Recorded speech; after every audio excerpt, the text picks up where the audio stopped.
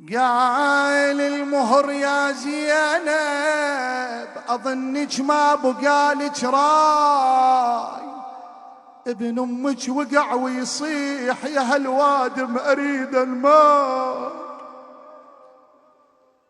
صاح المهر يا زينب أظنك ما بقالك راي، ابن أمك وقع ويصيح يا هالوادم أريد الماء. جيب الماء يا زينب وانا الآخذك وياي، ويشرب والد سكينه ومن يشرب يفك عينه، ونقعد زينب ونقعد ويحاجينا، وبمعصبك يا زينب جروح التكلف نشدها.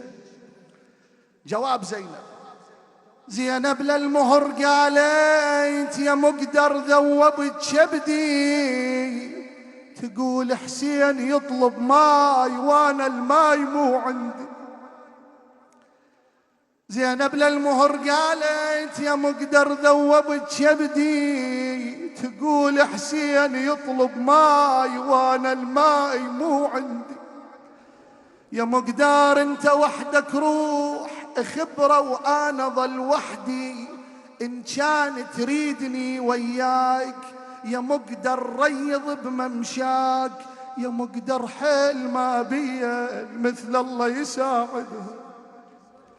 عاد مشت ويا المهر زينب، مشت ويا المهر زينب، يفت الصخر ممشاها، تبكي والمهر يبكي يا ابو الحمله على مبكاها.